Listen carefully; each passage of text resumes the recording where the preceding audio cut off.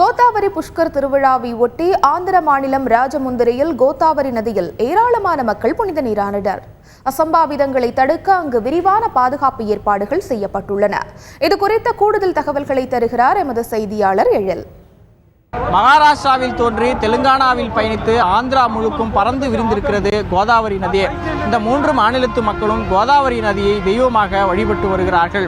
இந்த மூன்று மாநிலத்து மக்களும் சுமார் 12 ஆண்டுகளுக்கு ஒரு முறை கோதாவரிக்கு கோதாவரி புஷ்கரா என்ற மிகப்பெரிய விழாவை எடுத்து வருகிறார்கள். இந்த திருவிழா 12 நாட்கள் நடைபெற இருக்கிறது. 2ஆம் நாளில் மட்டும் சுமார் லட்சக்கணக்கான மக்கள் கோதாவரியில் புனித நீராடி மகிழ்ந்தனர். அது மட்டுமல்ல, கோதாவரி நதியில் தேவதைகள் குளிக்கிறார்கள். அந்த தேவதைகளுடன் நாங்கள் குளிக்கும் பொழுது எங்களுடைய பாவங்கள் எல்லாம் மறைகிறது என்பதே மக்களுடைய நம்பிக்கையும் ஐதீகமாக இருக்கிறது. அது மட்டுமல்ல, மாலை நேரத்தில் கோதாவரி நதிக்கு தீப ஆராதனை நிகழ்ச்சி வெகு விமரிசையாக நடைபெற்றது.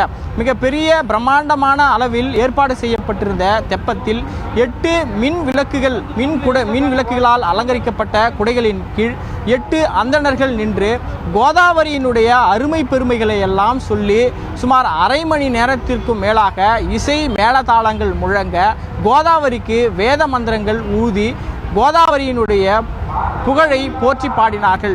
அப்பொழுது அந்த கோதாவரியில் புனித நீராடிய மக்கள் கோதாவரியினுடைய அருமை பெருமைகளை சொல்லி பக்தி பரவசத்தில் ஆழ்ந்த காட்சி நம்மையெல்லாம் மெய்சிலிருக்க வைத்தது.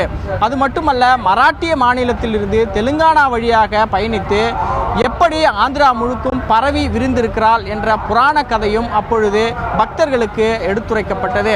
அது மட்டுமல்ல, 12 ஆண்டுகளுக்கு ஒரு முறை நடக்கின்ற திருவிழா என்பதனால் சுமார் 4 கோடிக்கும் அதிகமான மக்கள் இந்த கோதாவரியில் புனித நீராட இருக்கிறார்கள். இந்த புனித நீராடல் நிகழ்ச்சி என்பது வருகின்ற 25ஆம் தேதி வரை நடைபெற இருக்கிறது.